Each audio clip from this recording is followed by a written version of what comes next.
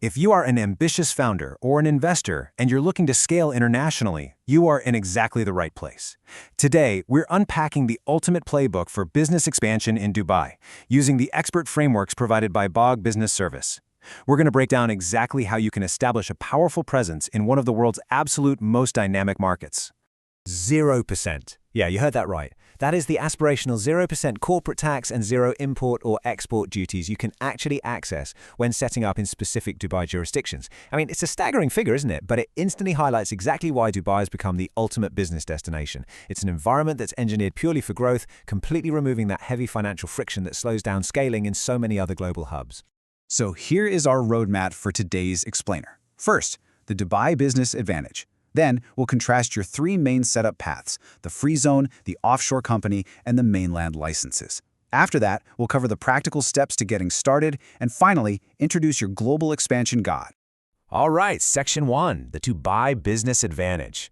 Before we get into the legal mechanics of it all, we really need to frame exactly why Dubai acts as the absolute perfect launching pad for your enterprise. Look, for you and your specific business goals, the foundational benefits here are literally unmatched.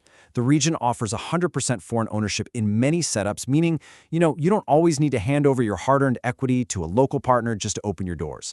Add to that the ability to fully repatriate all of your profits and capital back to your home country, plus absolutely zero currency restrictions or foreign exchange controls. You maintain total, absolute control over your money and your enterprise. Moving on to Section 2, Free Zone Business Setup. This is Path 1, and honestly, it's arguably the most popular tool for international entrepreneurs whose primary focus is import, export, and reaching those global customers. And this brilliantly illustrates your options here. Depending on your business, you have four main license options within a free zone. A trading license allows you to import and export goods right within the zone. An industrial license? That's for manufacturing, actually transforming natural resources into finished goods. Now, if you're a consultant or an agency relying on your talent and expertise, the service license is definitely for you. And finally, the holding license enables you to control other companies, properties, or assets. Think of it like a menu of tools designed specifically for your operational needs.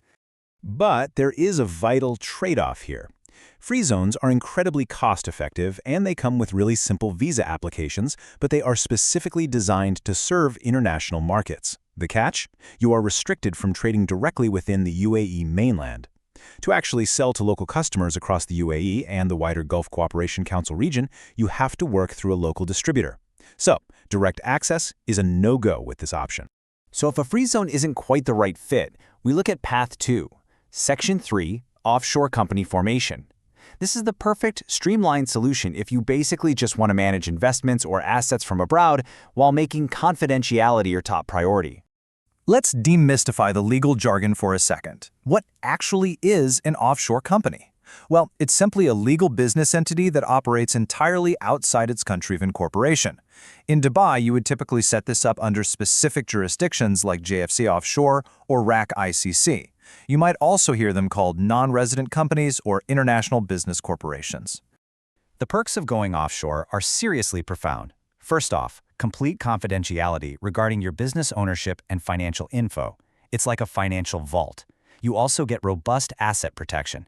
And honestly, the best part? You don't even need to rent an onshore physical office space. It only requires a minimum capital investment to get started. Highly cost-effective and just incredibly simple for international trading or holding companies. Okay, but what if you want absolutely no restrictions whatsoever? That takes us to Path 3. Section 4, Dubai Mainland Licenses. Issued by the Department of Economic Development, this is the definitive, premium choice for establishing an onshore company. Just look at the stark contrast here between mainland freedom and offshore limitations.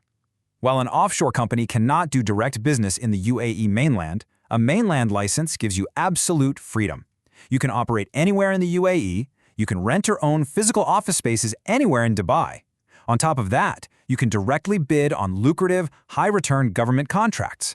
And there are literally zero limitations when it comes to expanding your visa quotas to scale up your team. It's the whole shebang. Setting up on the mainland does mean choosing a legal structure.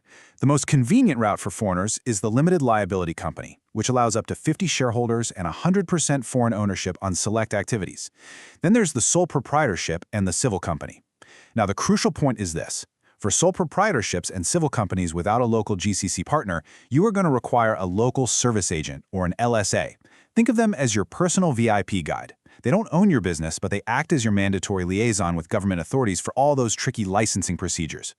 So we've covered the strategic landscape. Let's transition into Section 5, Steps to Getting Started. Let's bring this down to the practical reality of actually executing your launch. While the specific paperwork is obviously going to vary by jurisdiction, the first few universal actions are highly accessible. Step 1. You choose your specific niche from over 1,500 officially recognized business activities in the UAE. It's like a giant menu. Step 2. Based on that activity and your overarching goals, you lock in your jurisdiction, free zone, offshore, or mainland. And Step 3. You prep your name options, register that trade name, and submit your initial documents, like your passport copies and business plans. And hey, here is a highly practical, genuinely surprising fact for you.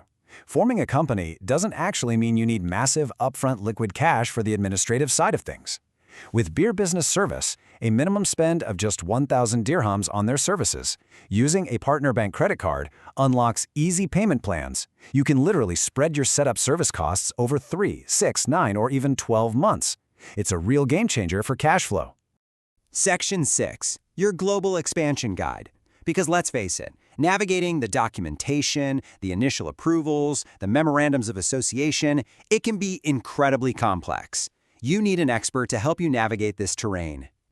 I want to introduce you to the CEO behind these strategies, Mohammed Samir. He's an international business consultant with over a decade of hands-on leadership experience across the UAE, Australia, South Korea, and Southeast Asia. He has actively structured and advised on multi-million-dollar international projects. We're talking everything from biofuel in Indonesia to massive development projects in Australia. He essentially provides the strategic insight and direct buyer engagement frameworks you actually need to generate revenue once your doors are open. And his mission? Well, it's massive. It brings a real sense of scale to everything we've talked about today.